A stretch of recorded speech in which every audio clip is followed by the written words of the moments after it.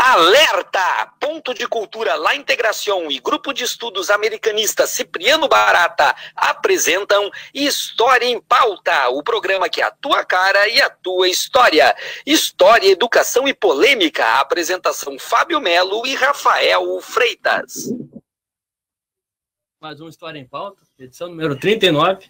Estamos quase no 100º programa, que é a nossa meta. Quase! Nossa meta desse ano. Então, o tema hoje é colônia africana em Porto Alegre, com o maior especialista em colônia africana na América Latina. Em Porto Alegre. Em Porto Alegre. Agora melhorou. Que é o grande Sor Alexandre. Se a gente reduzisse com bairro, ficaria melhor ainda. Mas, grande Fábio Melo, dê seu cumprimento aos web. Boa tarde a todos. E a todas. Tu mudou, hein? Agora eu resolvi excluir o oi do meu vocabulário. Para não fazer propaganda, é uma rede de telefonia móvel. Bem pensado. Então, vamos começar a nossa conversa. Primeiro, o Sr. Alexandre se apresente para os nossos ouvintes aí. Quem é o Sr.? Bom, eu sou formado em História, né? Me formei em História em 2009 pela FAPA. Depois eu parei um tempinho e aí, no próximo ano, bem pouco eu parei. Eu fiz especialização em História Africana e Afro-Brasileira, também pela FAPA, né? A nossa saudosa FAPA lá, que foi privatizada, digamos assim, né? Na ITER, né? Que era conceituadíssima aquela nossa faculdade lá. Foi globalizada. Foi globalizada, né? Entrou pro sistema, né? Depois eu parei um pouquinho e depois que eu terminei a especialização, eu peguei e tentei mestrado. Tentei mestrado na PUC. E aí concluí meu mestrado em História também, em 2015. Mas desde lá da graduação eu sempre estudei a questão afrodescendente, africana. Né? Sempre me interessou isso daí. Nossos professores lá, que tu conhece muito bem na FAPA, né? Sempre nos incentivaram lá para estudar esse tema. Ou outros, né? Mas enfim, o historiador sempre vai para um viés. E na minha dissertação, eu pesquisei mais a fundo essa colônia africana aí, que eu fiquei sabendo através de uma colega, Letícia Araújo, também nossa colega lá da FAP, que ela fez especialização comigo sobre a colônia africana, que até então eu não sabia. Eu desconhecia totalmente a colônia africana. Quando eu fiquei sabendo, despertou, né, curiosidade para saber o que era isso daí. Quem eram essas pessoas, onde eram, onde existia, né? Se ainda estavam lá, se não tinha alguém. Aí começou a fervilhar várias perguntas e montei meu projeto e tentei lá na PUC e desenvolvi essa pesquisa lá. Mas tu não é apenas um historiador, né? Também é um artista. Eu sou meio arteiro, isso. Fala sobre o teu lado artístico, hein? Meu lado artístico? Meu lado artístico, desde as tripas da minha mãe, eu acho que eu já fazia algumas coisas. Nasci já desenhando, pintando, batendo um martelo, serrando uma coisa. Foi esse martelo, tu sabe? Foi esse martelo, sim. Eu lembro que a minha mãe, primeiro, com 7 anos, eu ganhei uma maletinha, assim, com várias ferramentas, assim, e tinha ali um martelinho e uma foicezinha bem pequenininha ali. Mas tinha foice martelo. Muito bom. Era um comunista desde pequeno, então. Eu não sabia, né? E, inclusive, a caixinha era vermelha. Olha só. Mas, Alexandre, tu pode nos falar um pouco sobre essa colônia africana? O que era? Se era um território negro em Porto Alegre? Conta um pouco a história da colônia africana para nós. A colônia africana, ela fazia parte de um dos territórios negros de Porto Alegre. Tá? Ela começou a surgir digamos, no finalzinho da escravidão em Porto Alegre, que em Porto Alegre o finalzinho da escravidão se deu em 1884. Em várias partes do Brasil, o finalzinho da escravidão teve datas diferentes. A que mais perdurou a escravidão dos estados foi São Paulo e Rio de Janeiro, que deu somente a partir de 1888. Em alguns estados, a escravidão, mesmo acabando, o escravo ainda continuava trabalhando para pagar uma suposta dívida com seu senhor, né? Mas a colônia africana em si, ela se deu no que se chamava de terceiro distrito de Porto Alegre, que se a gente olhar, se a gente pensar onde ficava esse terceiro distrito, ele era ali no bairro do Bonfim hoje, ou mais especificamente no bairro Rio Branco. Até é uma questão que eu coloco, né? Que branquearam, tiraram essa população de lá e branquearam até o nome de colônia africana, se tornou o bairro Rio Branco. Então vai ter um branqueamento do próprio nome ali. Mas localizando, Oswaldo Aranha com a Felipe Camarão, sabe?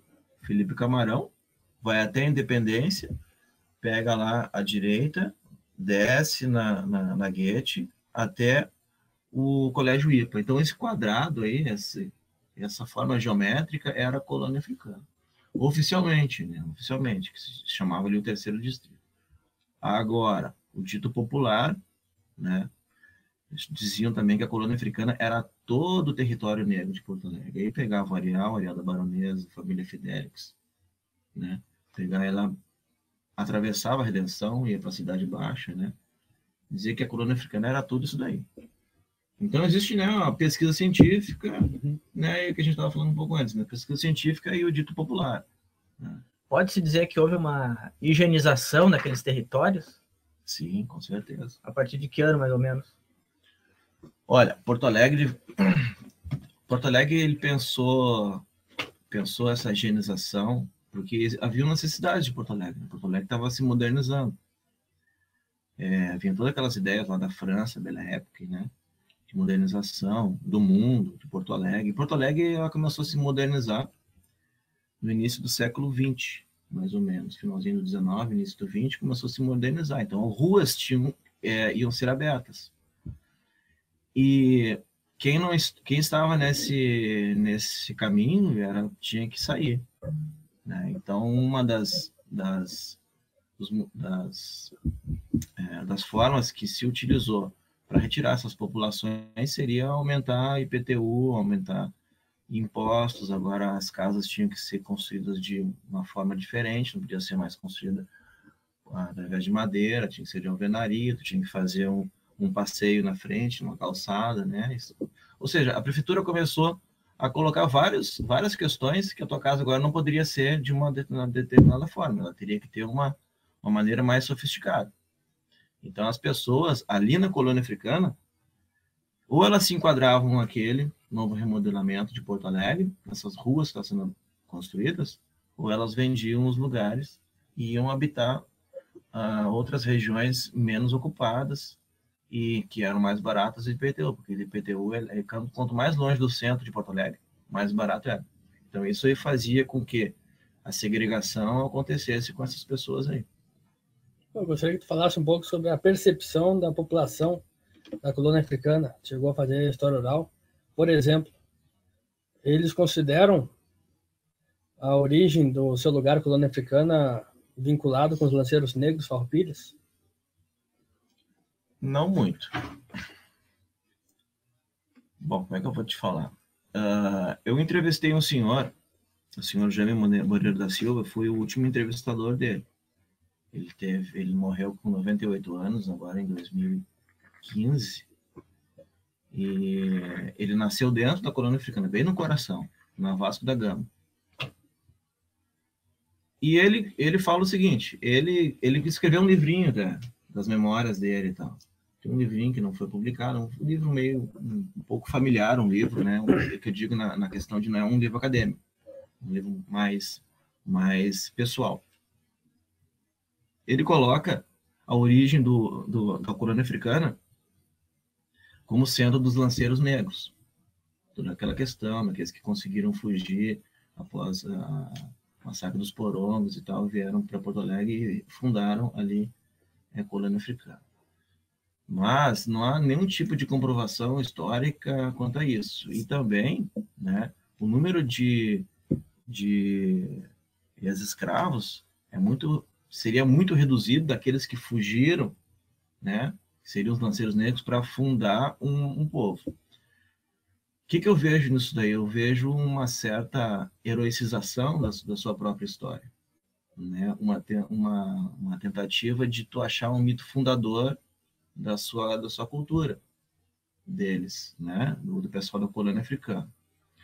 O que as pesquisas mostram é que ali, nessa região que eu falei para vocês, existiam ali 3 chacras, que eram dos Mostradeiros, dos Mariante e da Dona Laura. Quando acabou a escravidão, esses escravos, todos eles moravam nessas fazendas aí. Então, acabou-se a escravidão e esses lotes, e esses escravos continuaram ali, morando ali. E isso foi sendo loteado e foi virando ruas. E aí, uma família de ex-escravos tinha lá uma terra, lá, que era do seu pai, da sua mãe, e vários filhos. Então, ficaram lá com lote. Então, eles começaram a ocupar essas regiões e ficaram ali. Porque aquilo ali era um lugar de lugares alagados, muito pedregulho, então era um lugar que não tinha como tu viver ali, era muito difícil de tu sobreviver ali, não era muito fácil de tu habitar essa região. Tinham esses que ficaram ali, né, já oriundos dessas fazendas, e tinham aqueles também que viviam no centro de Porto Alegre, que o centro de Porto Alegre, antes disso, era um grande centro de passagem. Já visto que tudo que era produzido no interior do Rio Grande do Sul passava pela capital gaúcha e, ao contrário das outras capitais, era redistribuído para o Rio Grande do Sul. Então, ali no centro de Porto Alegre existiam muitos trabalhadores, imigrantes, escravos de ganho, que iam ali para trabalhar, enfim, vários e vários comerciantes, e isso aí ocasionou no centro de Porto Alegre um tipo de habitação que eram os cortiços e as pensões e os cortiços, onde moravam essa classe trabalhadora.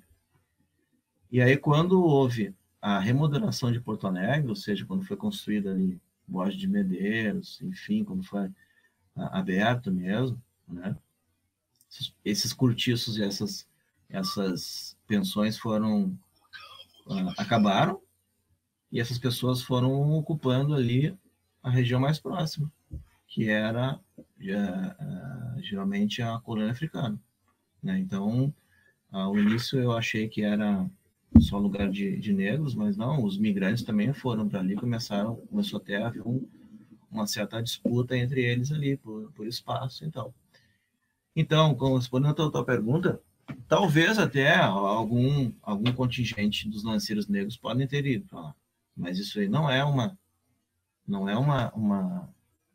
predomínio deles nessa região. E qual é a função que o carnaval exerceu durante a vigência dessa colônia africana? O carnaval, assim como a religião afro-brasileira, ele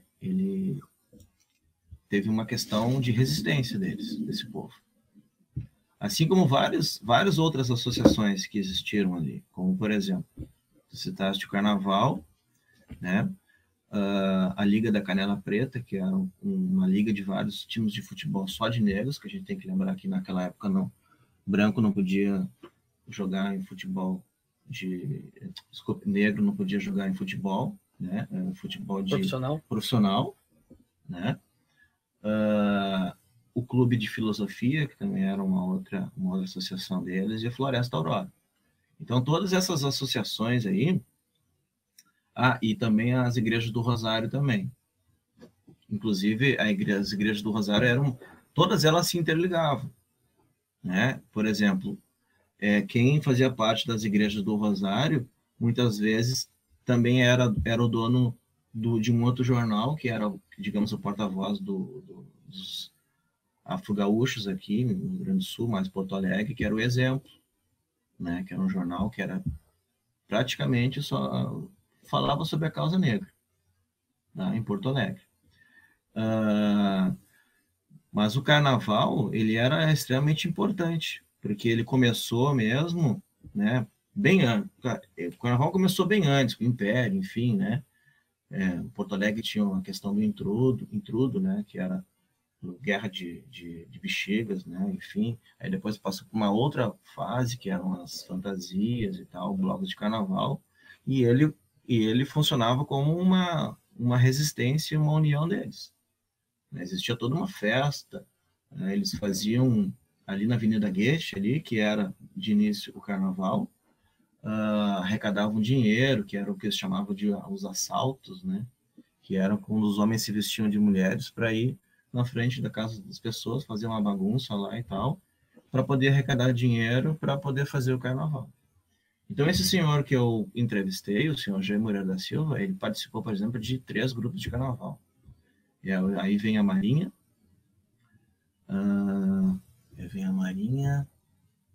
aí eu não vou me lembrar dos outros 2 agora de cabeça, mas enfim, ele participou de Quem Ri por último, aí vem a Marinha e o outro não vou me lembrar. Mas existiam vários outros grupos de carnaval também. Inclusive, os grupos de carnaval da colônia africana se misturavam com os outros grupos de carnaval do Areal e do Areal da Baronesa. Então, existia uma integração, não somente do pessoal da colônia africana, como também dos outros territórios negros de Porto Alegre. Como também a Liga da Canela Preta também era uma liga de futebol, com vários times. Eles faziam jogo entre os times da colônia e os times também do Areal da Baronesa, do Areal, família Fidelix ali, e o campo de futebol que eles jogavam era na Redenção ali, era bem em frente o colégio militar, que tinha um campo de futebol ali. Depois eles começaram a jogar futebol onde é hoje o Hospital de Clínicas, né, que também era um outro campo de futebol. Então, o futebol ali onde é o monumento ao expedicionário agora? É isso, eu não sei muito bem a localização, mas eu acho que deveria ser bem por ali. Porque a Redenção não tinha essas árvores que tinha agora, né? Ela até 1935, mais ou menos, ela não tinha essa, digamos, população de árvores, né? Essa arborização aí.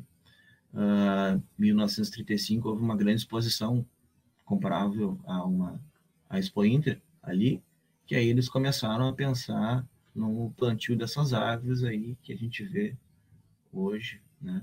Que o último vendaval aí deu uma baixa. Ou talvez uma ação higienizadora também. Também, né? Do criador. Sim. Mas havia algum tipo de... Não, na verdade, o que eu tinha que te perguntar, fora um pouco do roteiro, e é sobre a questão do carnaval, se hoje em dia tem alguma relação de alguma escola de samba aqui de Porto Alegre que traga consigo ou reivindique uma herança da colônia africana. Acredito que não. Eu não tenho bem certo isso daí, mas eu acredito que não, até porque o carnaval, naquela época, ele era uma festa bem popular, né? Eu acredito que atualmente o carnaval, tanto aqui em Porto Alegre, quanto Rio de Janeiro, São Paulo, ele é uma festa que é uma festa popular, mas é uma festa bem mais classificatória. Tu tem ali uma quadra, escola de samba, tu tem um ranking de classificação das escolas do primeiro turno, segundo, terceiro, né? Tu tem uma avenida onde tu vai poder fazer essas festas e tal. Naquela época não tinha tanta hierarquização, tanta classificação, não era, né? Era uma coisa mais organizada pelo próprio povo ali. Agora não, agora a gente sabe que tem instituições que organizam, né? A prefeitura organiza. Virou uma festa mais mercantilista. Mercantilista, né? Mercantilizada, né? Mas não teve nenhuma escola de samba que fez algum desfile em homenagem a... Que eu saiba, não. Eu posso estar enganado, mas que eu saiba, não. Contando a história da escola de samba, da colônia africana, não. Que eu saiba, não. Até é um tema interessante, né? Quem sabe tu não desenvolve esse estímulo fazer um para eles. Samba reto? Não, perigo não. Eu prefiro não me arriscar, né? Essas coisas assim, que fogem da área da gente, né? Ou então... Deixa para quem é profissional. Claro. Tu chegou a afirmar num dos teus artigos que colônia africana foi um termo originário da imprensa da época. Aí se é correto ou não, tu me informa, mas a minha questão é o seguinte: quais são os preconceitos que essa população era alvo, principalmente na imprensa, né, da época? Colônia africana foi um apelido, né, que colocaram, né? Foi um apelido pejorativo que colocaram ali. Tinha um cronista da época, que é o Ari Sanhudo Veiga, que ele até escreveu, tem um livro, Crônicas de Porto Alegre, que ele era um cara tipo o Paulo Santana da vida, assim, ele escrevia no caderno, no jornal A Gazeta. E ele literalmente metia o pau na colônia africana. Então, ele dizia que tudo de ruim que acontecia em Porto Alegre acontecia na colônia africana. Não podia passar ali sem levar uma facada. Isso daí, vários historiadores comentaram, dentre eles a Sandra Pesavento também analisou esse jornalista aí. E a coincidência é que pouco depois dele denegrir essa região, né, com esses termos pejorativos aí e tal, que depois só vai melhorar essa região, segundo ele, com a vinda da laboriosa nação israelita, né, que vai melhorar a região ali.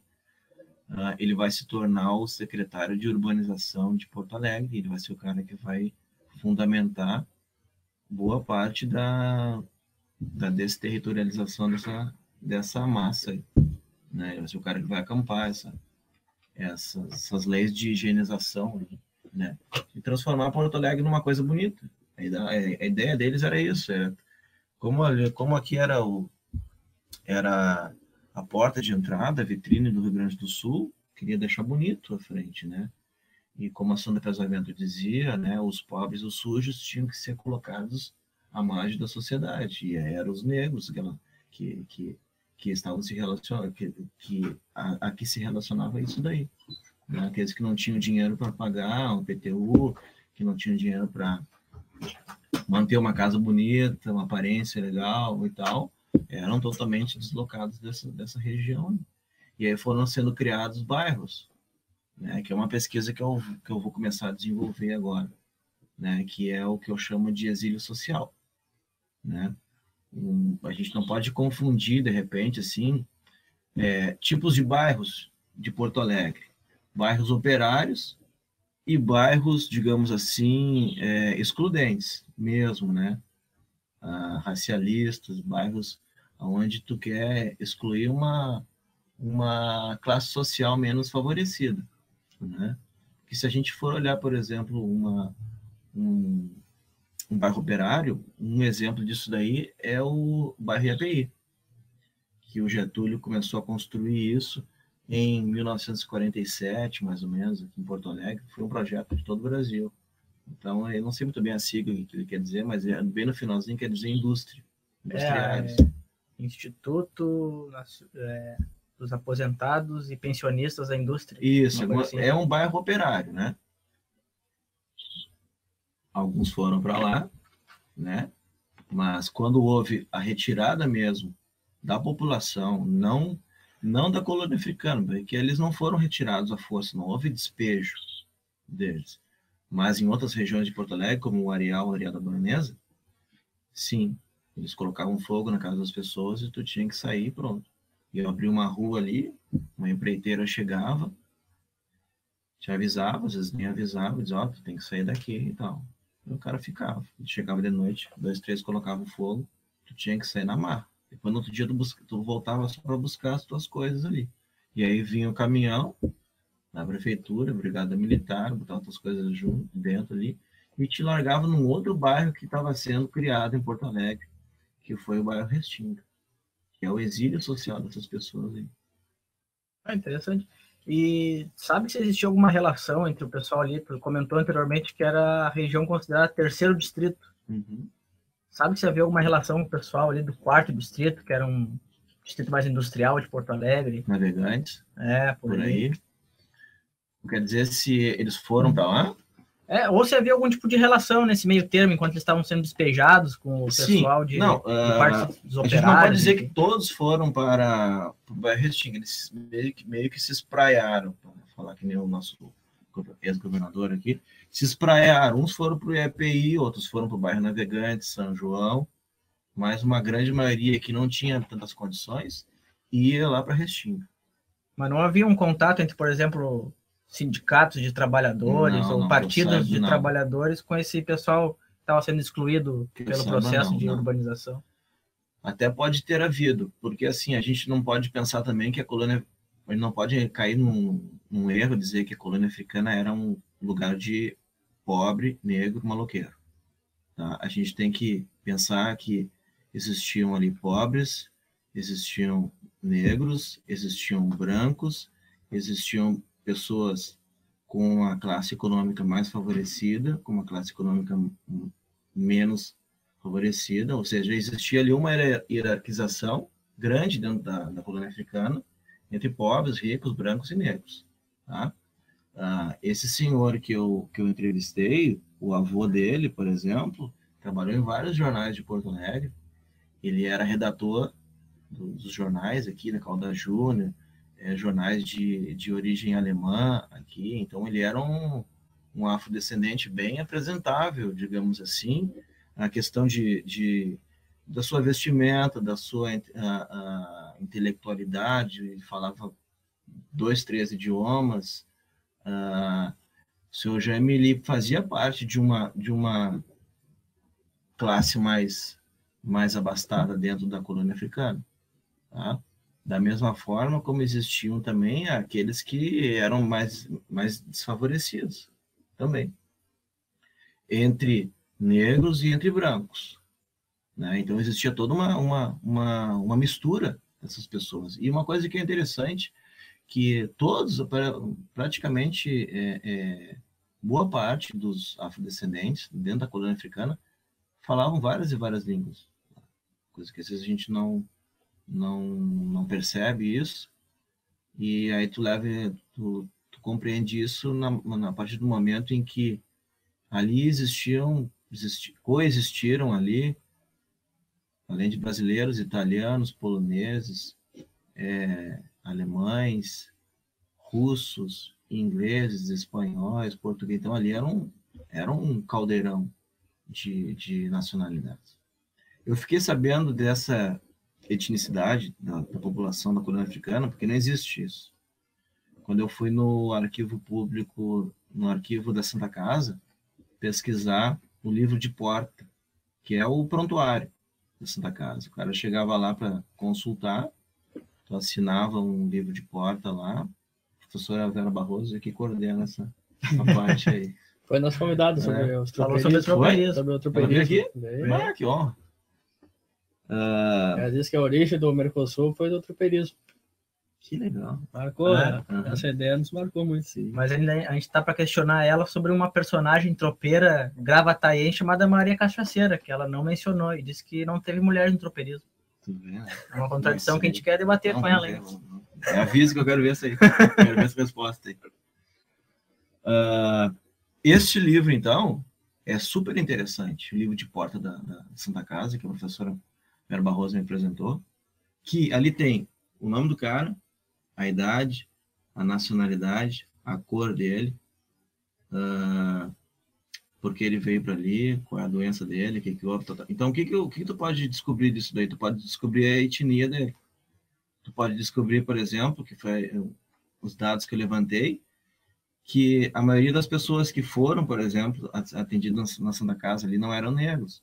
Mas eu pude perceber também todas essas nacionalidades aí. Alemães, italianos, suecos, russos, ingleses, poloneses, né? Então, isso aí explica, de certa forma, por que esses afrodescendentes falavam todas essas línguas, porque eles estavam em contato com toda essa gente. E tu sabe se alguma dessas línguas que eles falavam remetia a algum dialeto, algum idioma africano?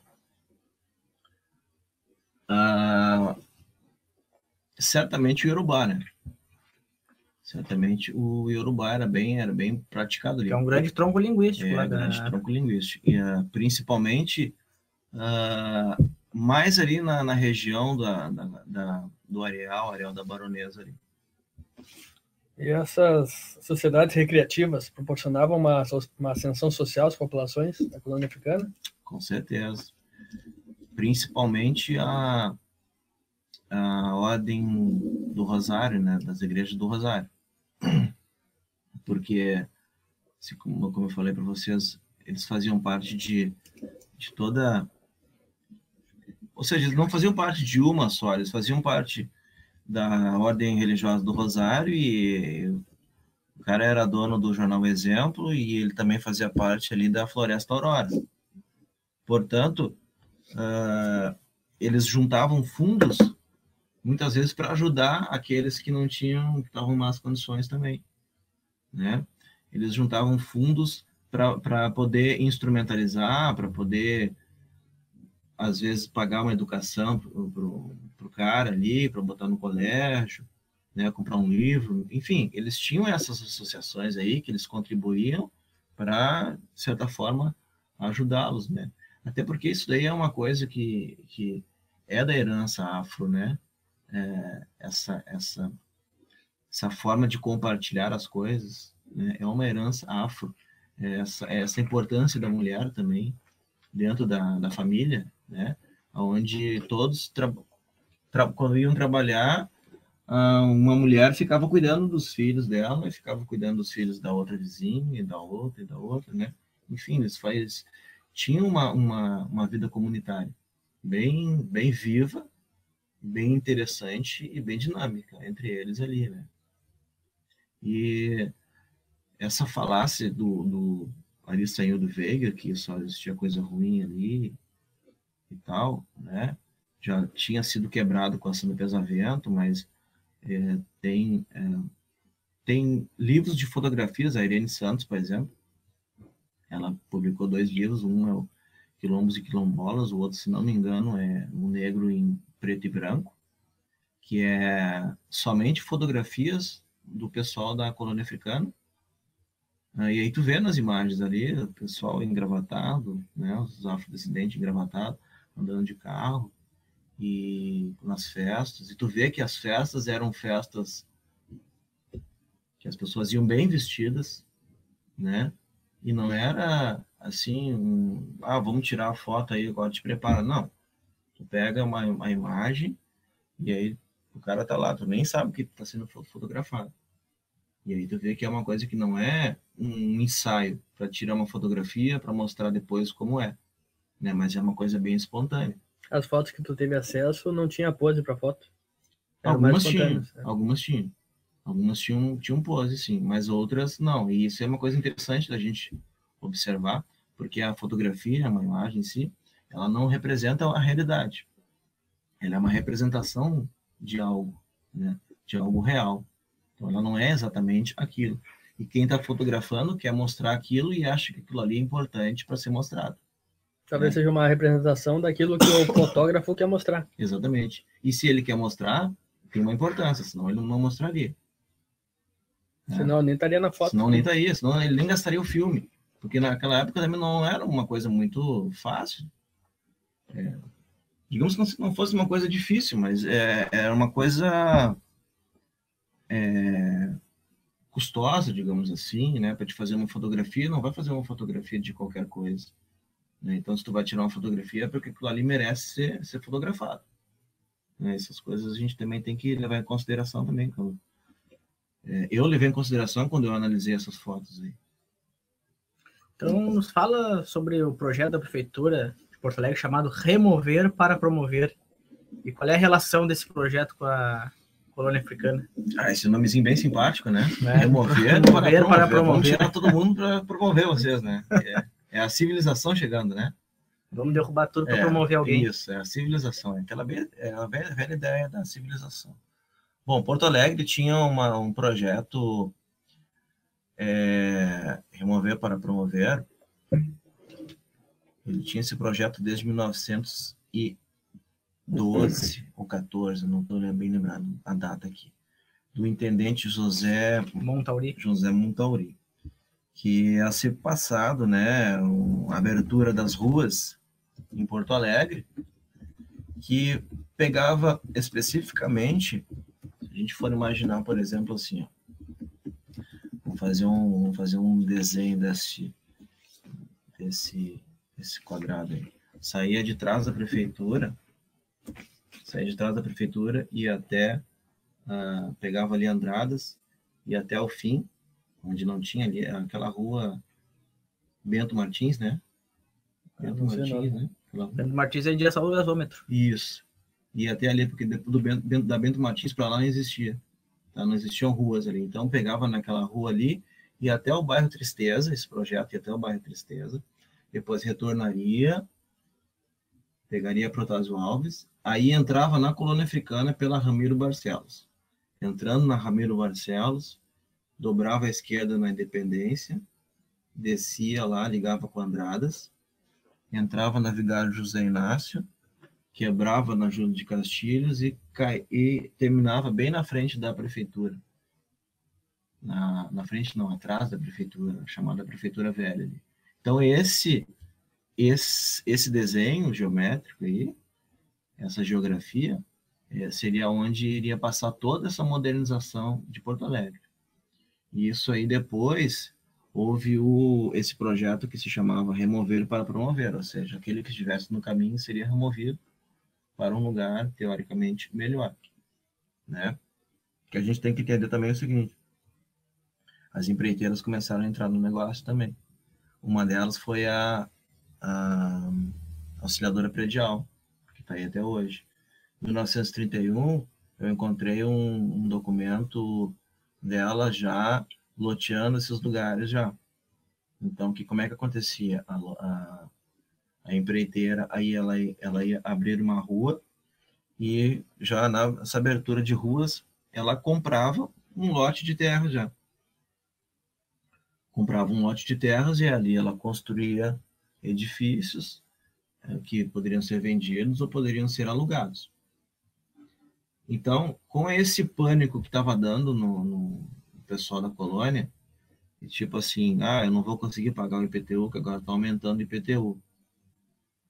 Eu não vou conseguir construir a minha casa aqui de alvenaria, agora de alvenaria, porque antes tinha que ser de madeira.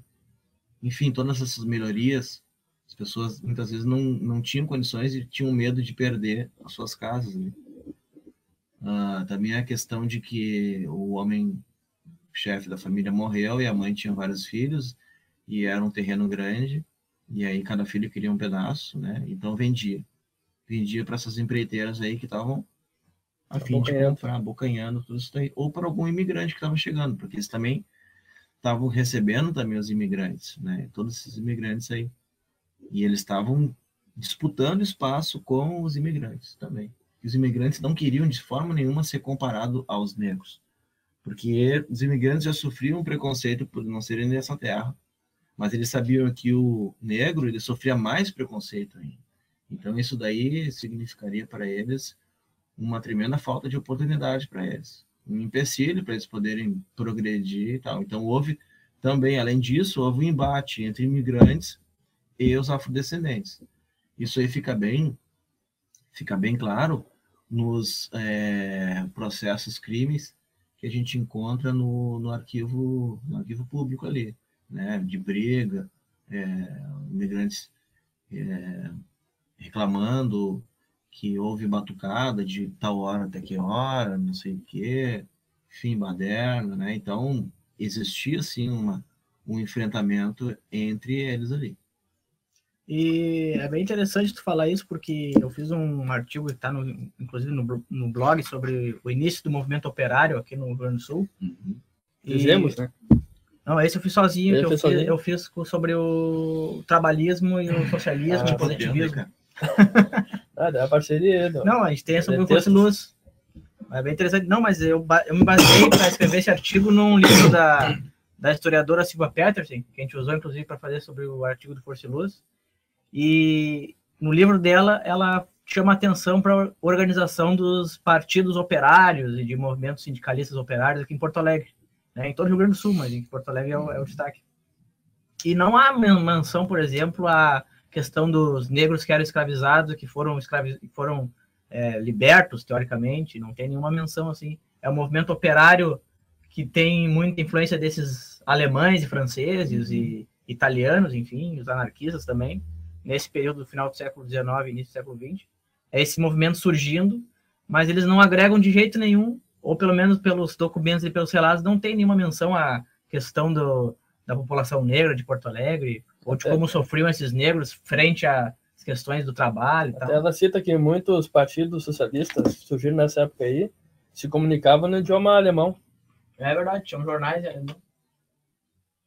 Mas é interessante também, agora me veio à memória essa nossa pesquisa, não tenho certeza se é ela, mas ela tradicionalmente se divide a história do sindicalismo em Porto Alegre em algumas etapas. A primeira etapa é o período do mutualismo, e as organizações de trabalhadores eram aos moldes como a colônia negra se organizava, de criar fundos para se ajudarem entre si, entende? Esse mutualismo aí, essa primeira forma de sindicalismo era semelhante. Era entre o patrão e os empregados, eles entravam tipo num acordo. É como querem fazer agora com a reforma trabalhista, né? Sim. Acabar com a CLT e fazer uma negociação direta entre os empresários e os trabalhadores.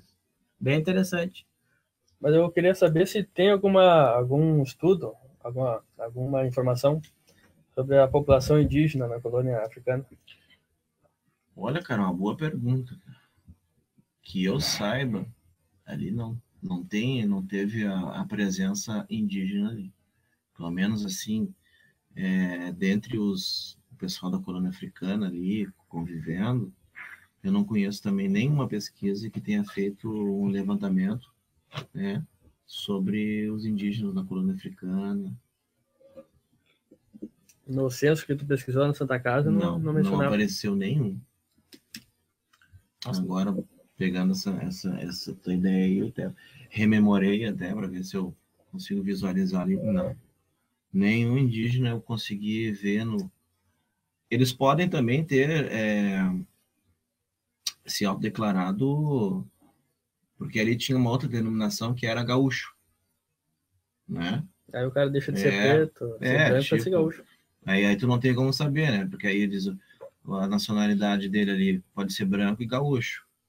Sabe-se lá se ele não era indígena também, né? Aí tu pode pensar, né? Mas não tem como saber. Não tem como saber se o cara era um... Só se tivesse uma foto do cara do lado, assim, talvez desse pela fenótipo da pessoa.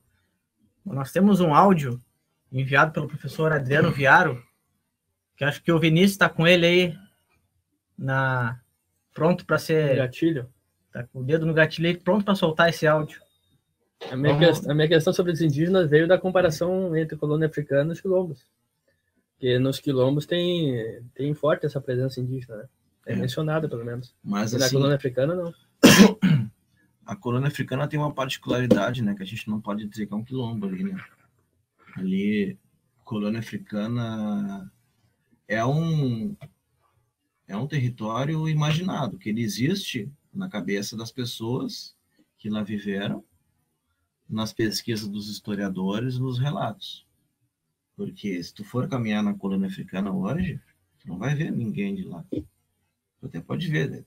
Certamente pode ter alguém ainda tem um senhor ainda que eu não entrevistei ainda, que ele é daquela época, que ele era o alfaiate dos blocos de carnaval. Agora ele tá bem, se não me engano, ele morreu. Eu acho que ele morreu. A última vez que eu fiquei sabendo dele, ele morreu. Mas tem a família dele. Tem a filha dele, que tem 60 e poucos anos, né? E tem um senhor também que eu entrevistei, porque eu não quis ver somente o lado dos negros, eu quis ver também o lado dos brancos imigrantes. Então eu entrevistei um senhor, o seu Baldi, que o avô dele veio direto da Itália, fez um pouso em São Paulo, e aí depois veio direto para a colônia africana, morando em dois lugares dentro da colônia africana. Então ele tá ali desde 1930 e poucos, mais Qual é ou a menos. rua que ele mora? Ele mora... tem a Avenida Cabral e mais uma outra acima, que eu não lembro o nome daquela rua ali. Eu sei. É bem próximo, até porque eles chegaram a colocar uma igreja, a Igreja da Piedade ali, que era dos Mariante, que era o terreno dos Mariante ali, que tem a Mariante, a Rua Mariante, né?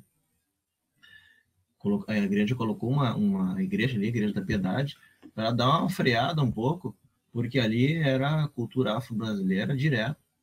Então a igreja tentou dar de certa forma, uma barrada ali, né, e pegar alguns adeptos, e conseguiu pegar. Inclusive o seu Gêmeo era católico, apostólico romano.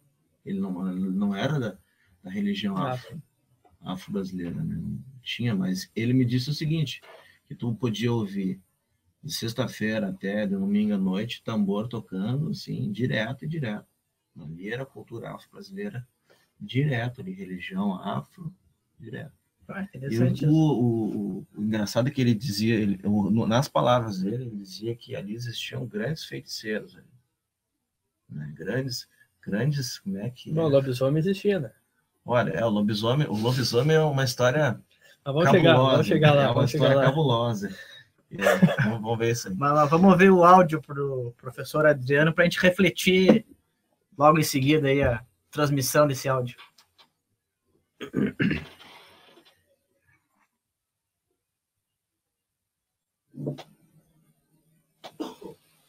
Eu, na verdade, eu viso... eu não sei se empoderar, eu viso libertar, acho que é o termo correto. Eu quero participar, contribuir, colaborar com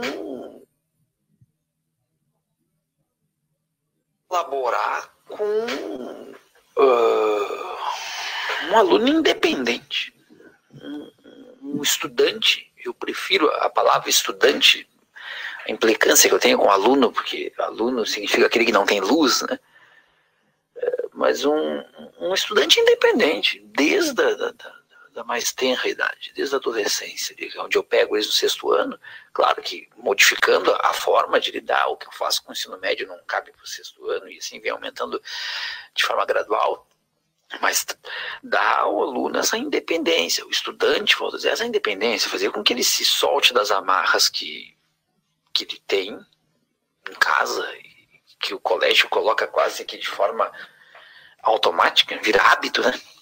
Hábito aquele conceito diferente de costume, de mania, o hábito enquanto realmente o seu conceito, né, literal, algo que a gente faz sem pensar, algo que faz sem raciocinar, algo que é automático.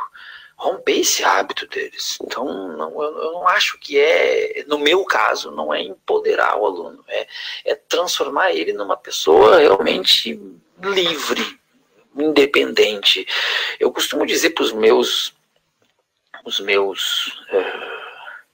colegas de sala dos professores, colegas do colégio, que eu não sou autoridade em aula. Se eles são nas disciplinas deles, beleza, eu respeito. Eu não sou autoridade, porque eu entendo a autoridade como algo que vem de autoritarismo. Eu não sou autoridade, eu sou a referência para a classe. A referência de quem detém a informação, nem o conhecimento. Nesse ponto, eu sou meio kantiano. Tá? Eu concordo com Kant quando ele diz que conhecimento não é compartilhado, que o que a gente compartilha é informação, conhecimento é o que cada um faz ou decide fazer ou não com a informação recebida. Então, eu sou o detentor da informação, eu não sou autoridade, não me vejo assim, e não quero que os estudantes me vejam como autoridade. Me faz mal que eles me vejam como autoridade. Muito pelo contrário. Nesse ponto, eu procuro revolucionar as próprias relações professor-classe. Sim, essas relações de poder que existem, que são impostas, eu procuro, inclusive, revolucionar isso a partir de metas mínimas de desconstrução. Por exemplo, a classe, a partir do 8º ano, me chama como quiser. Não precisa me chamar de professor. Me chama de Adriano, me chama de Viaro, me chama de tu. Eu faço sempre uma brincadeira com eles. Só não me chamem do que eu não sou. Por exemplo, não me chamem de cabeludo, porque eu não sou. Se quiser me chamar de careca, pode me chamar de careca. É na minha aula. Nos meus limites, a partir do 8º ano. E eles conseguem trabalhar esses limites de uma forma impressionante. Porque daí também são estipuladas metas dentro da sala de aula. alcançando as metas em sala de aula. Por exemplo, eu chego na aula, uma turma muito agitada, que é o 8º ano, eu coloco no quadro objetivos, e eles sabem que os objetivos que eu estou colocando ali são para aquele período. Então eu boto objetivos. Passar a matéria no quadro, explicar a matéria do quadro, passar exercícios, explicar os exercícios, tempo livre.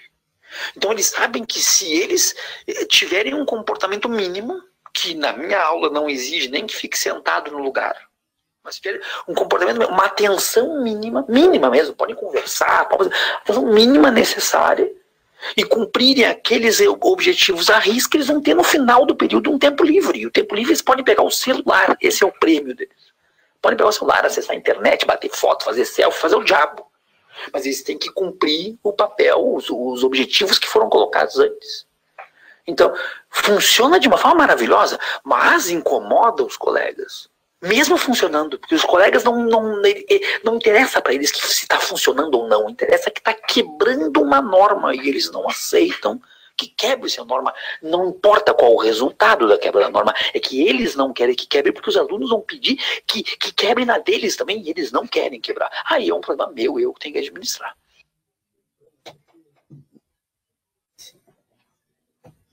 Este áudio aí surgiu quando eu acusei, numa conversa, troca de áudio aí com o colega Viaro, eu acusei ele de ser construtivista na sala de aula.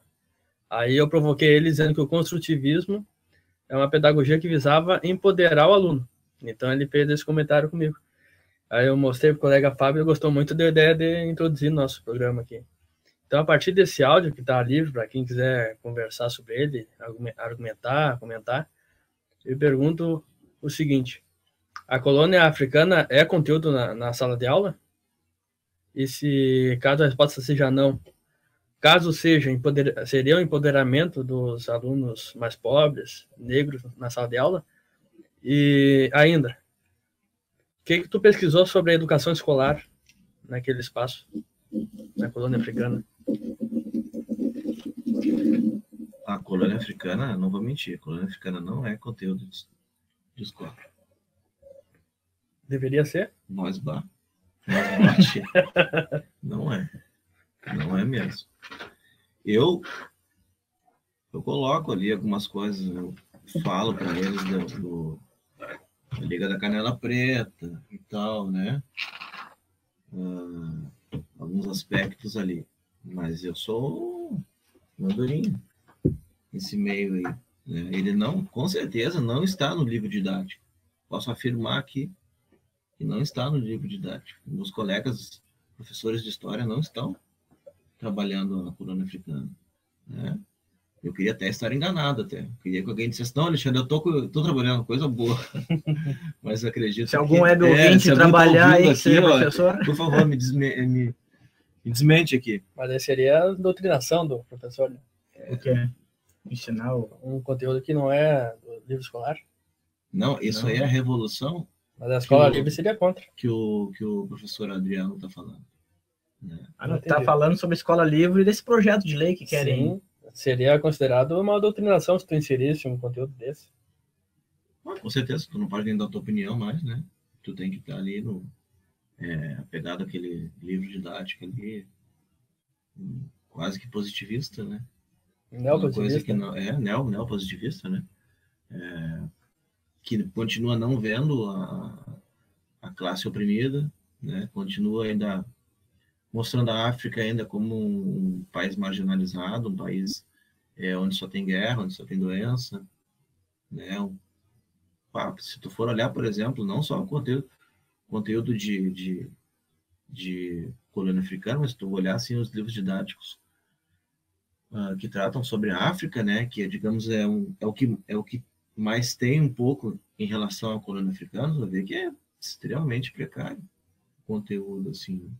Até porque nós não temos, no Brasil, pesquisadores de África, temos, mas assim, pouquíssimos, que realmente escrevem sobre a África, indo lá na África, pegando informações, desconstruindo, construindo. O que nós temos, muitas das vezes, são visões europeias. São livros, na maioria franceses, né?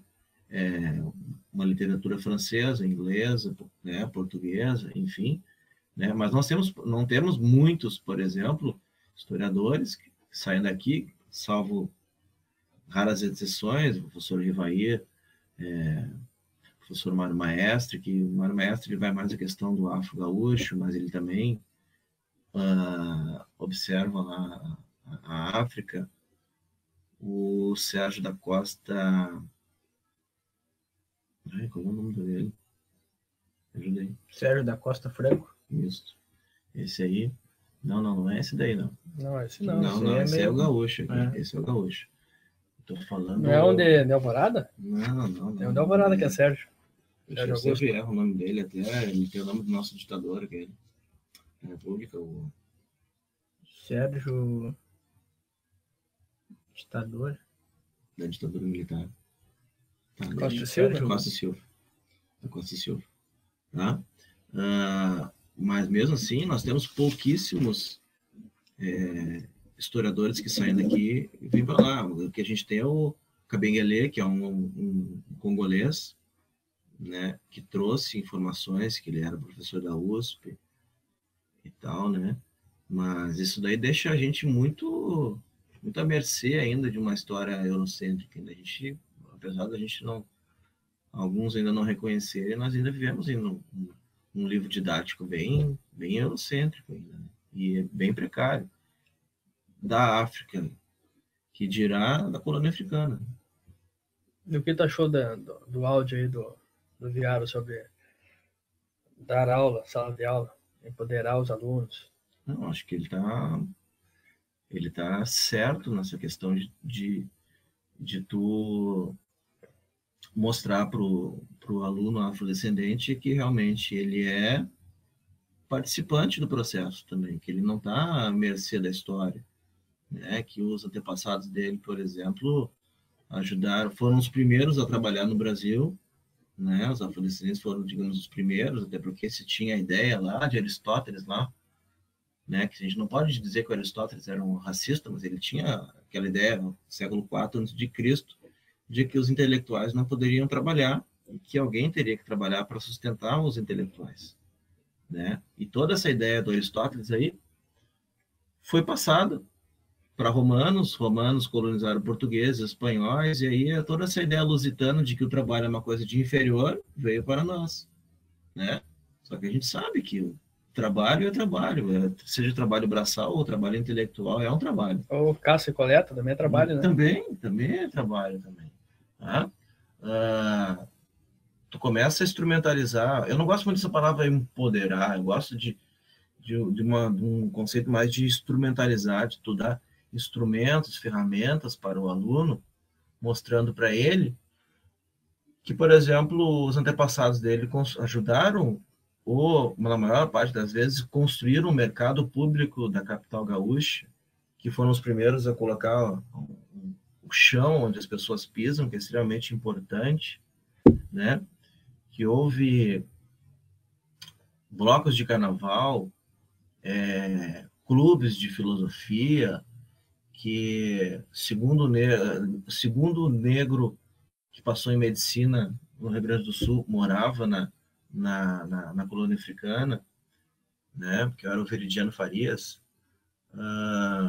que nós tivemos grandes artistas, Lubicínio Rodrigues, enfim, né? Mostrar para ele a importância também, para que ele não tenha vergonha, né? Para que ele não caia nisso que é um projeto, né? Que é para denegrir a imagem do negro, para que ele não ocupe os locais de poder, né? Porque se tu olhar, por exemplo, num censo populacional, uma vez uma colega me disse o seguinte, que o irmão dela trabalhava no censo e ele foi fazer uma pesquisa na Restinga e aí perguntando lá para a pessoa, e a pessoa era negra e ele não se autodeclarava, ele dizia, não, sou branco.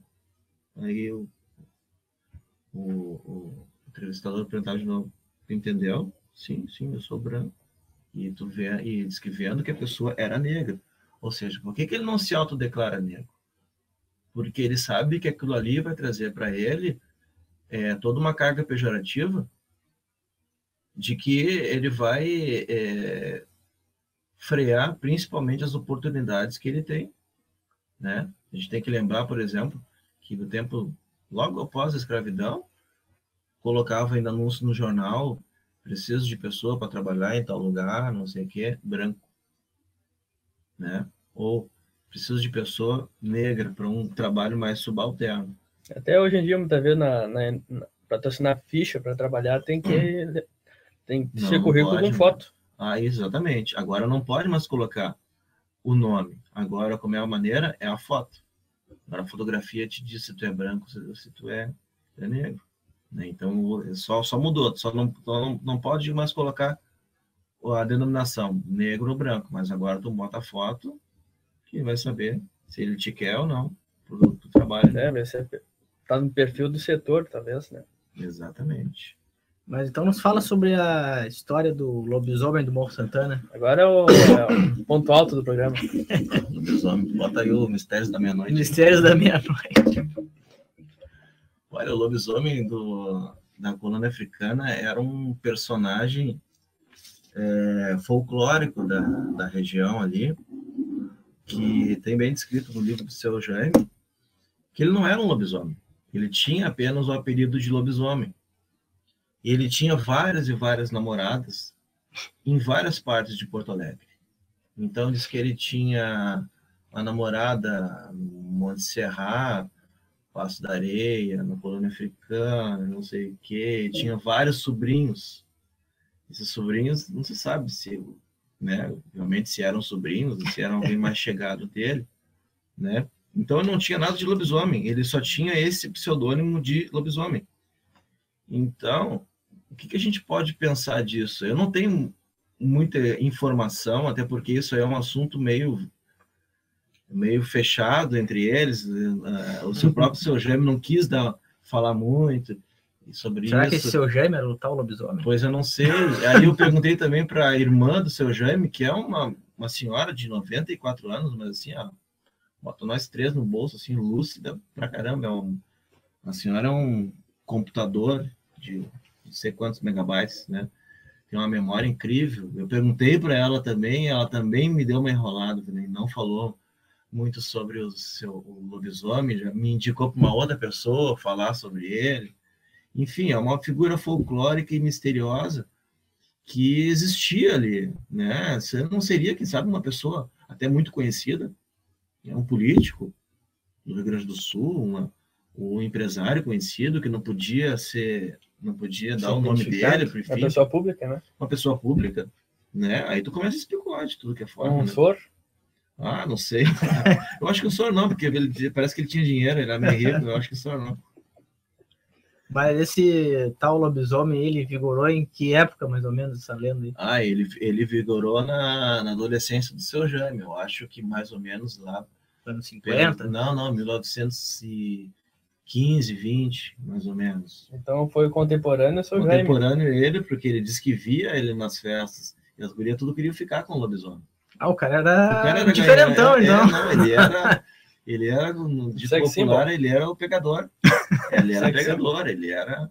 Mas ele só saía só de noite? Só na lua cheia. Não, eu não sei porquê.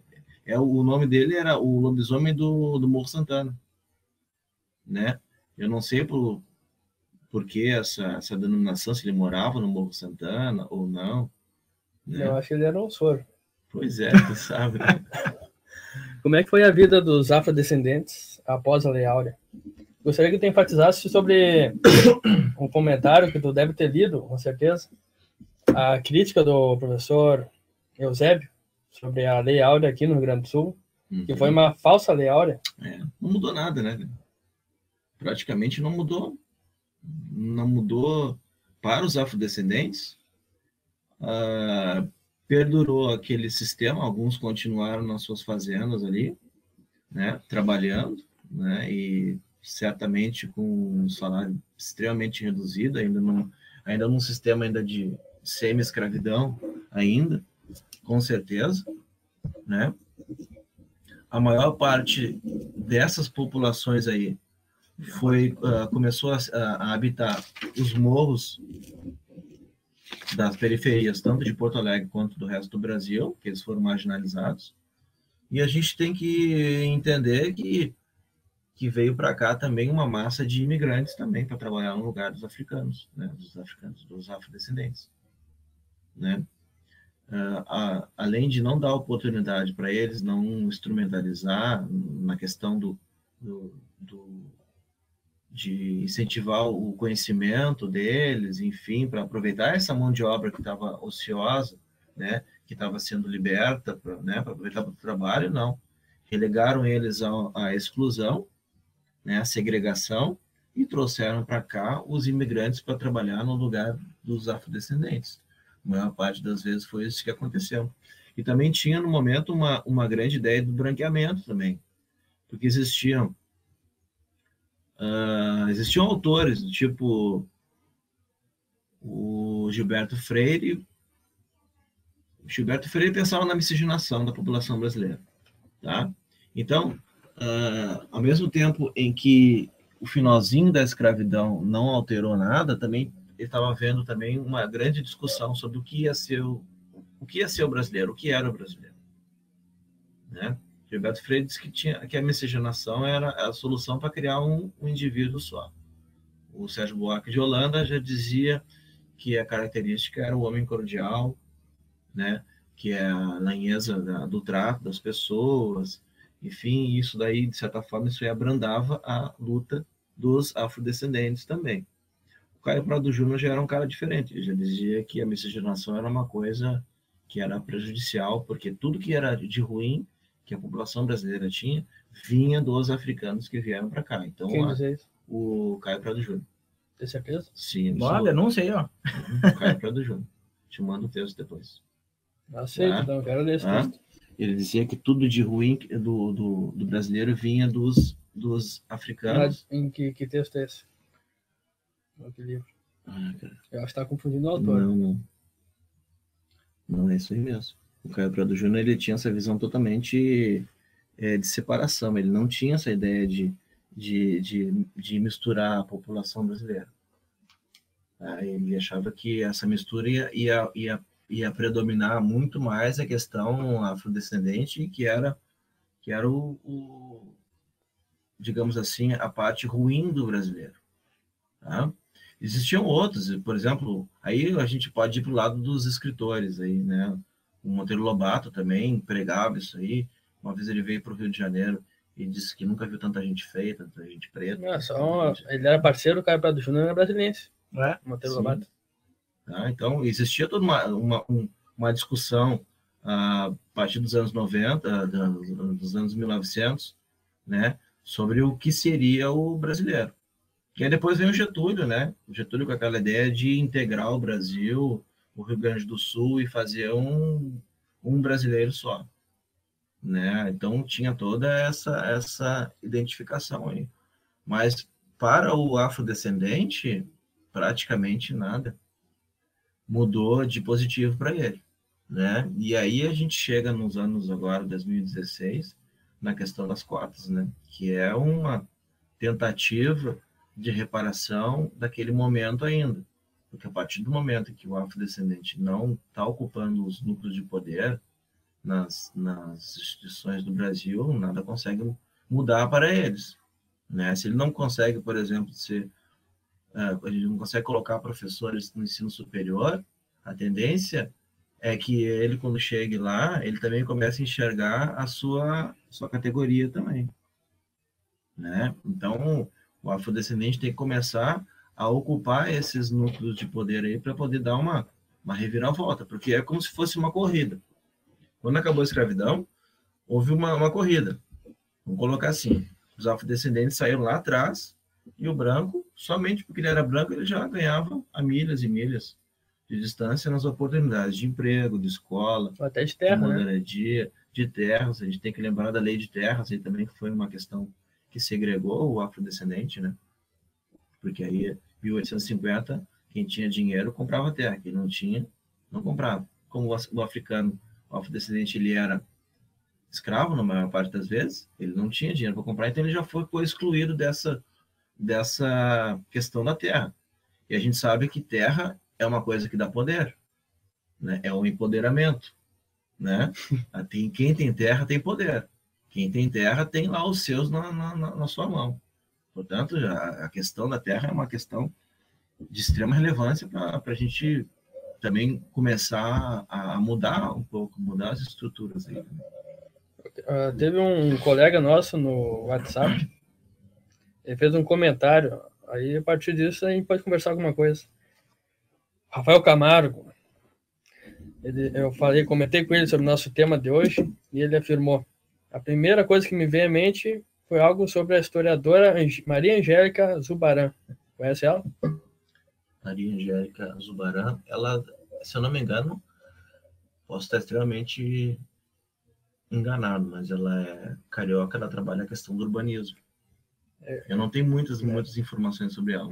Ele diz que chama a Lei Áurea de invenção branca da liberdade negra. Tu acha que a Lei Áurea foi uma criação dos brancos contra os negros? Acho que não, né? A Lei Áurea, ela foi a última lei emancipacionista, né? Houve ali, a gente divide então as leis, o movimento emancipacionista de abolição, né? Emancipação é quando tu tá fazendo aquelas leis ali, Eusébio de Queiroz, lei do ventre livre, sexagenários, e a última Lei Áurea, que estava apenas abrandando ali, terminando lenta e gradualmente a escravidão, mas não acabou. Até porque existia toda uma discussão para acabar a escravidão. Desde 1870, finalzinho da Guerra do Paraguai, a gente vai ter ali o maior calor nessas discussões, até porque os militares vão entrar nessa discussão aí, né? E existia toda uma resistência para que não acabasse a escravidão, porque os grandes proprietários de terra não queriam perder a mão de obra grátis, né? E também queriam que eles pagassem. Alguém tinha que pagar, de certa forma, o prejuízo desse senhor para ele tirar esse escravo dessa produção, né? Eles também tinham medo tinham vários medos. Tinham medo que o Brasil virasse um Haiti, né?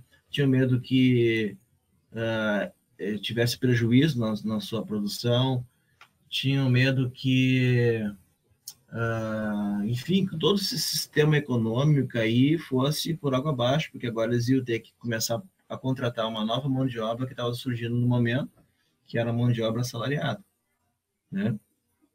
Então, a Lei Áurea, quando ela chegou, ela já estava no final, já estava caindo de maduro já, a escravidão já. Tanto é que em 1888 acabou a escravidão, em 89 foi proclamada a República, né? Foi, digamos assim, o primeiro golpe militar que a gente teve aqui no Brasil, né? Então, quando chegou ali, a Princesa Isabel assinou a Lei Áurea, já tinha acabado já.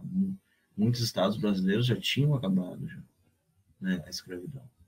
Então eu vejo isso daí como, digamos assim, um ponto final da escravidão, mas algo que já vinha sendo morto, né, decepado há bastante tempo.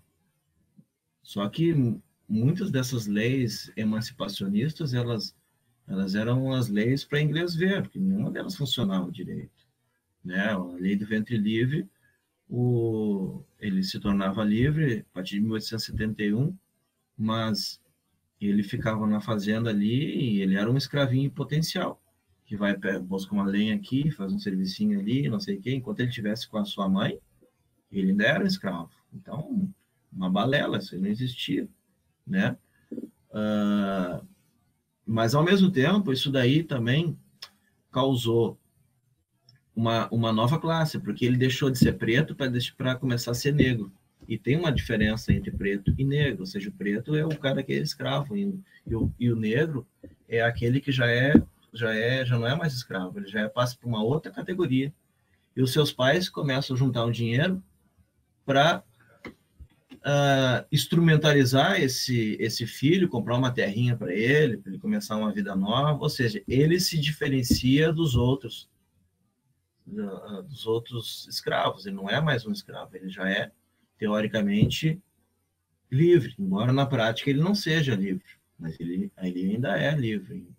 A lei do sexagenário é outra balela também, porque não era para livrar o escravo de 65 anos, é para dar liberdade a ele. É para livrar, porque com 65 anos o escravo já estava acabado, apanhando, se alimentando mal, ou seja, tu não estava dando liberdade para ele. Tu que estava, né, no caso, tu que estava te libertando daquele escravo que não era mais produtivo para ti, né? E a Lei Áurea foi a última, né? Enfim, que só foi um canetaço ali que acabou de vez, mas já vinha uma discussão desde 1870, né? Idas e vindas, abolicionistas a favor e contra. O pessoal do próprio monarquistas eram afim da abolição, do fim da escravidão, né? Um deles, inclusive, é o André Rebouças, que foi um engenheiro negro que era monarquista e abolicionista. É. Apesar do Rebouças, né, ser bem contraditória a visão dele, porque ele era até bem preconceituoso, né? Ele se achava um negro diferente, um negro elitizado, né? Um negro, digamos assim, quase que branco, né? Perante as outras categorias ali. E tem historiadores que, inclusive, denominam a Lei Áurea como uma revolução. Ela pode ser considerada uma revolução, se tu for olhar lá, como o professor Dario fala, né, às vezes, uma revolução é quando quebra uma estrutura, né? Então, se tu pensar que ali acabou a escravidão e a gente entra de vez mesmo no capitalismo, ou seja, o capitalismo já estava introduzido já nessas relações. Então, a gente vai quebrar uma estrutura econômica, que é o modo de produção escravista, para um modo de produção capitalista. Então, nesse sentido, a gente pode ver que houve uma certa revolução, né? Houve uma quebra de estrutura. Sim. E agora, falando em colônia africana e falando em tantos imigrantes que vinham em Porto Alegre no final do século XIX, século XX, para se estabelecer, para morar e para construir a cidade, é possível demarcar,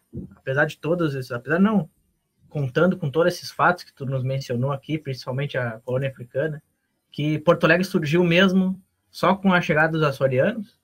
Ou será que a gente poderia estabelecer um outro parâmetro para a construção da cidade ou para a fundação da cidade? A fundação de Porto Alegre mesmo com os açorianos, né? Aí vai ser fundado Porto Alegre aqui em 1773, né? E não seria renegar um pouco toda essa história do povo negro, falando como... Se a gente pensar... Não, mas tu tá falando na fundação de Porto Alegre mesmo, da capital definitiva de Porto Alegre. É mais uma provocação no sentido de, será que dizer que única e exclusivamente os açorianos fizeram a cidade não é excluir todos esses demais povos? Exatamente, até porque o africano está aqui antes do imigrante, né? Se a gente for pensar, por exemplo, que a Colônia do Sacramento foi fundada em 1680 e que os tropeiros, né, professora, gosto de falar muito sobre Vera Barroso, vinham para cá e passavam, né, ali pela Serra Gaúcha e tal, depois passavam o Tramandaí e iam lá para a Colônia do Sacramento. Quem eram os braços desses tropeiros eram os africanos, eram os afrodescendentes, né? Então, eles vieram para cá, começaram a trabalhar muito antes dos imigrantes, né? Italianos, alemães, seja qual for a nacionalidade deles. A história é uma construção, né? A história é uma construção, uma reconstrução, desconstrução, enfim, né? O que nós temos de história oficial é que os açorianos fundaram, né, a capital gaúcha, né? Tu imagina se a gente dissesse assim, por exemplo, né? Quem fundou a capital do Rio Grande do Sul foram os casais do Congo. A população gaúcha, como agora eu que te devolvo essa provocação. Como reagiria isso, né? Será que a maioria da população que se acha italiano, os gringos lá, enfim, como eles agiriam? Sim, que bom, que legal, né? Eu acho que viriam com estranhamento, porque parece estar enraizado na cultura popular e na mentalidade das pessoas um Rio Grande do Sul branco, europeu, intelectualizado, E ainda mais se a gente for ver, por exemplo, algumas... Claro, cada cidade tem suas características, né? Por exemplo, Porto Alegre tem a festa do pêssego, Nova Santa Rita tem a festa do melão. E Gravataí é uma cidade com origem indígena. E em Caxias tem a festa da uva. E como alguns meios de comunicação trabalham, por exemplo, os 150 anos da imigração italiana. Mas ninguém fala nada sobre, vamos supor, os 150 anos da fundação da colônia africana, ou da imigração forçada dos africanos e dos afrodescendentes para o Rio Grande do Sul. É uma negação da história, né? Os casais açorianos vieram sozinhos ou tinham escravos também? Olha, que eu saiba, eles vieram sozinhos. E ainda tem a questão de que tu sempre mostra, né, que o imigrante, quando vem, ele vem com sofrimento, ele sofre, e ele vence por causa do seu trabalho, do seu esforço, né, e tal, né? E nunca é levado em consideração, por exemplo, que o imigrante, ele tinha as terras que ele comprava as terras, mas que ele tinha a família dele que ajudava enfim, para plantar, né, a trabalhar junto com eles, né, que eles tinham as ferramentas, muitas vezes que eram alugadas, né, vendidas com algum tipo de financiamento pelo Império, né, ou seja, também houve um trabalho deles, também não deve ter sido fácil também, principalmente para os italianos que pegaram os últimos territórios, que mais a região da Serra, né? Mas nunca foi dito assim, por exemplo, que os africanos concorreram de forma desigual com os imigrantes. Eles estavam concorrendo nessa época, essas duas categorias, tanto o ex-escravo quanto o imigrante. Eles mercado de trabalho, né? Estavam concorrendo para o mercado de trabalho e para a sobrevivência. Por terras, para se manter, para construir ali um núcleo de população. Não é colocado, por exemplo, que o africano ele saiu da terra do seu senhor muitas vezes sem terra, sem ferramentas, sem família, né? Tentando sobreviver com as próprias unhas ali. Né? Então, seria uma sobrevivência desigual deles. Né? Até porque o governo na época dava mais garantias aos imigrantes na forma de pode ser comparado com as bolsas, né? Os afrodescendentes aqui no Brasil eles eram mais apoiados que os africanos, que os negros atualmente pelo governo que foi deposto. O Império dava bolsa para os alemães, italianos. Davam terra, né? Os africanos, os afro-brasileiros, africanos nunca ganharam nada. Nada dica de nada. Agora que ganhavam um pé na bunda dos senhores. Agora que tem a questão das cotas, que ainda há muito custo, né? O afrodescendente está entrando na faculdade através das cotas. Mas ainda com muita luta, ainda com muita resistência. Mas também, né, para quem não aceitou a abolição até hoje, vai aceitar as cotas. Seria bom fazer um estudo comparando o apoio do governo aos imigrantes, comparando com o apoio do governo atual aos afrodescendentes, né? Sim. Seria muito mais desigual ainda. Pois é, e visto que, por exemplo, a nossa tese, baseada num texto que nós dois escrevemos sobre a Lei Áurea, é que a Lei Áurea foi uma contra-revolução no sentido de impedir uma haitianização, por exemplo, do Brasil, e uma revolta em massa dos escravizados, junto com alguns brancos abolicionistas que queriam, de fato, a queda do Império através de uma revolução social. Exatamente. Mas isso é bastante subjetivo, nosso. Exatamente. Mas foi uma resposta ao texto que dizia que as pesquisas mostram isso, né? Que, na verdade, também queria se tirar ali o poder do Rio de Janeiro e colocar São Paulo. Porque São Paulo eram aqueles que pagavam, digamos assim, a conta, né? Aqueles que trabalhavam, que pagavam a conta, e quem tinha a maior parte do poder era o Rio de Janeiro, que era a capital federal. Então, os paulistas se aliaram aos militares, que também estavam desgostosos também com a Guerra do Paraguai, né? E aí mandaram o Pedrinho passear, voltava lá para Europa. Voltava para a Europa lá e instauraram ali a República, né? A República das Espadas, né? Bom, vamos para as duas últimas perguntas. A minha última pergunta é um tema até interessante, baseado numa pesquisa tua. Qual Pode ir. Agora eu me lembrei, aquela tua dúvida do Caio Prado Júnior, eu tenho um livro que é a Abolição, do Antônio Montenegro.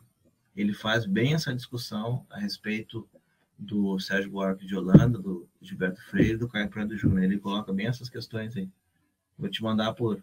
Tem PDF? Tem, eu mandei lá no Telegram. Mas eu quero ler esse livro. Não, vou te mandar. É um livro bem interessante dele, no livrinho.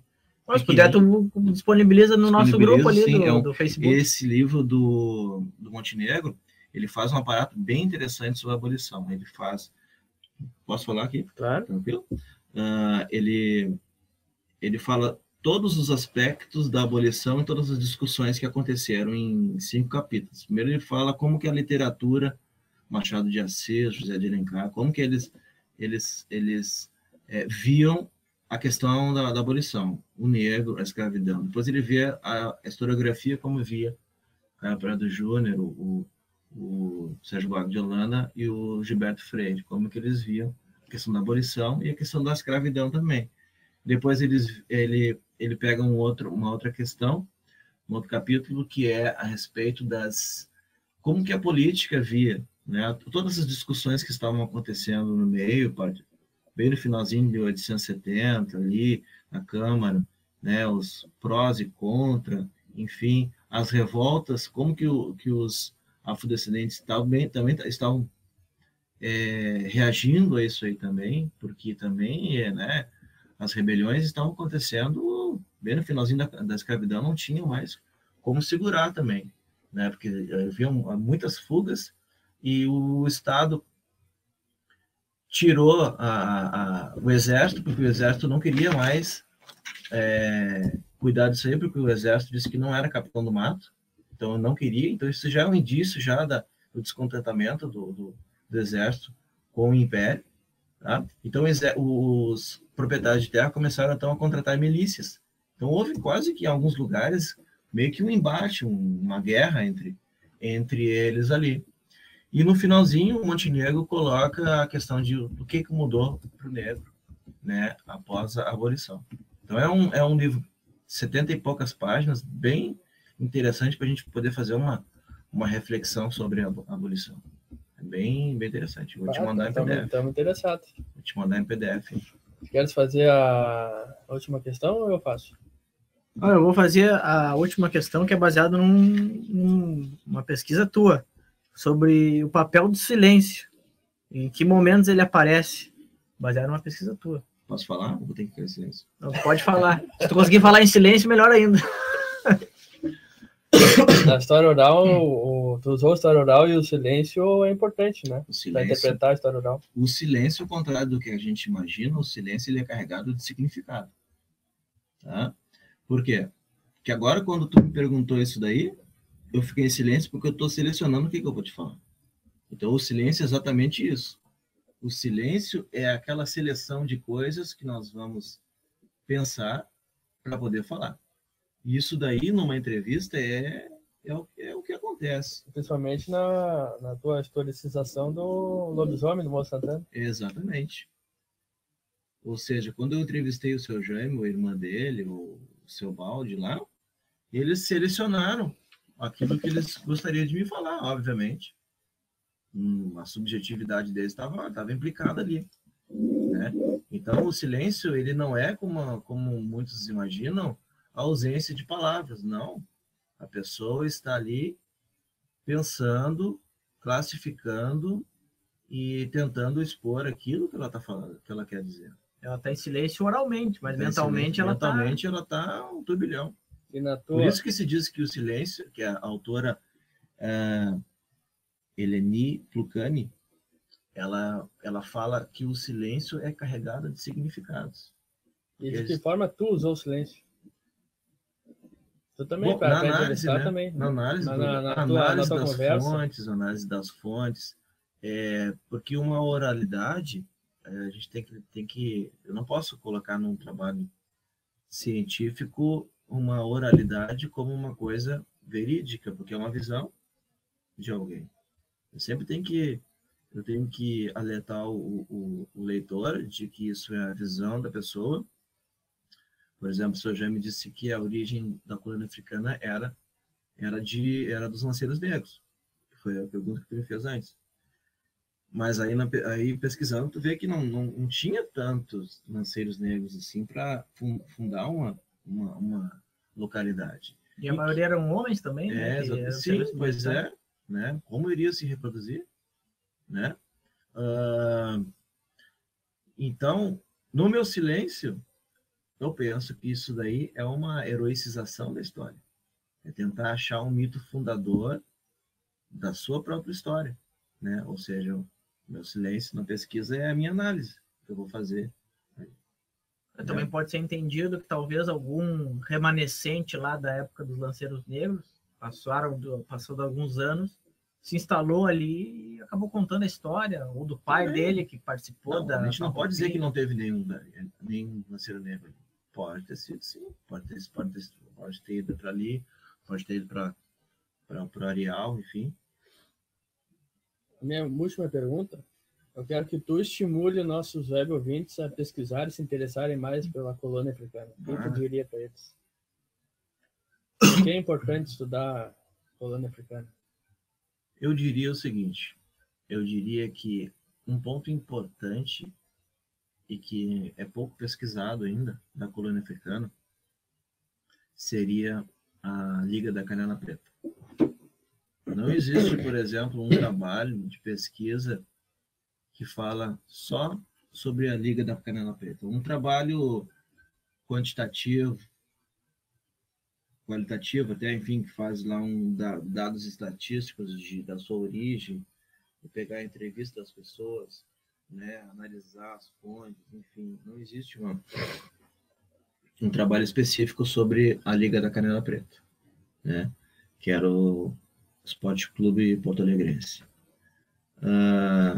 E que isso daí é extremamente importante, né, principalmente a gurizada gosta quando tu começa a falar de futebol na sala de aula, e tu começa a mostrar uma imagem dos jogadores de um time da Liga da Canela Preta, aí eu fico assim, tipo, não sabia disso aí, tinha um time, mas por que só de negro? Aí tu tem que te explicar toda uma história de que os negros não podiam jogar futebol, porque não eram aceitos, porque eles eram negros, né? Aí tu já remete lá ao jogador pó de arroz, né?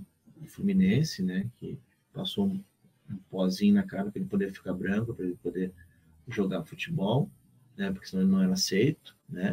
Então aí tu começa a construir essa narrativa, essa pesquisa e instrumentalizar o aluno para que ele consiga se enxergar também, para que ele consiga ver a sua importância dentro da história também, para quebrar de vez essa mácula, né, que é construída, é colocada na cabeça do aluno, né, porque é difícil, depois de nego velho, né, depois de grande, né, quando eu falo nego velho, não é uma questão pejorativa, né, é uma questão racista, porque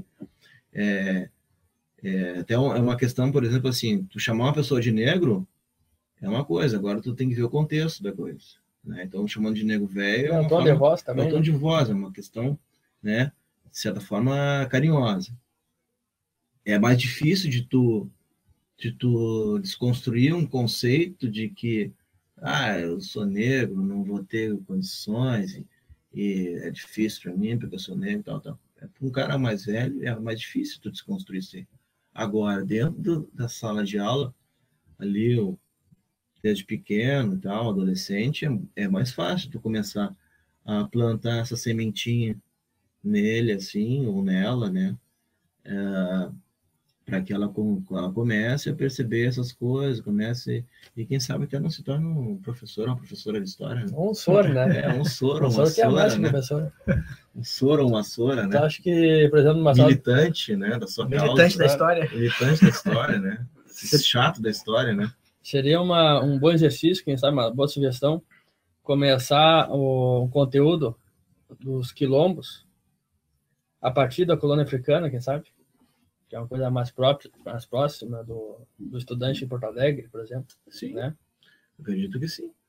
De Porto Alegre ou também em outra região, né? Porque Rio Grande do Sul teve vários quilombos, né? Então, é interessante começar Eu não gosto de usar a palavra resgatar, porque quem resgata é bombeiro, né? Mas fazer uma revisão sobre a história, né? Tentar perceber a história dos seus antepassados e tal, quem sabe até tu ligar a um desses quilombos aí, né? E tu tentar ver o que era um quilombo, né? Tu olha o que era para te olhar o que era um quilombo, por exemplo, que não era um lugar só de negros, basta tu ir numa vila de Porto Alegre, tu ir numa favela, tu vai ver que um quilombo geralmente ele tem um pouco essa estrutura. Claro, eu estou tirando aqui os problemas de tráfico de droga, de marginalidade. Estou falando um quilombo lá no século XVIII, por aí, né? Enfim, XIX, tá? Um quilombo mesmo na sua origem ali. Que também tinha, né? Contato com outras regiões, enfim, mantinha um comércio com os comerciantes, né? Enfim, era uma vida que existia ali, era toda uma congregação, era toda uma história que tinha ali. Antes de tu dar a tua palavra final, Alexandre, queria chamar todo mundo, fazer um convite, incluindo tu, para participar aqui do Galeto com música, do La Integración, que vai ser no dia 12/6. Vê se tá pegando bem a câmera aí, ó. Vai ter música também? Vai ter música romântica, é Galeto com música, né? Aí vai ser aqui dia 12, dia dos namorados, um domingo, e o valor do galeto é 20 pila. Galeto e buffet de salada. E vai ter venda de livros também. Também, vai ter aí o bazar intelectual da integração. Então participem aí do dia 12. Horário é das 12... É das 12 às 22. Às 22, bastante tempo. Um horário bem flexível, pessoal. Vamos aparecer aí. Para ninguém ficar de fora desse galeto. Já está convidado aqui. Com certeza. E no dia 18, no próximo fim de semana desse galeto, vai ter a nossa Síncrase Americanista. Também já está mais que convidado para participar aí. Vai ter música, vai ter história, vai ter educação e vai ter polêmica. Beleza. Então deixa um recado final aí, Alexandre. Eu só quero agradecer a vocês aqui, né? Essa iniciativa de vocês aqui eu achei extremamente fantástica, né? Enriquecedor. Pena que nós temos pouquíssimos espaços aqui para a gente poder fazer esse tipo de discussão histórica, né? Não só levada para a academia, mas que a história tem uma proposta prática também, né? De mudança, né? De revolução, sei lá, né? E eu acho extremamente profícuo, extremamente importante o trabalho de vocês aqui. Eu me sinto extremamente honrado de ter vindo aqui hoje. Esse bate-papo com vocês, os meus colegas historiadores. Nós que agradecemos a presença do amigo. E estou curioso agora sobre o Caio Prado Júnior, que é um autor que eu admiro muito. E estou decepcionado agora saber disso. Fizemos até um programa sobre ele e não... Vou te dizer, cara, infelizmente vai ficar os bichos nos bolsos. Então tá vendo, Vinícius? Estamos encerrando aqui então. Até sexta-feira que vem. Desculpa fazer isso contigo.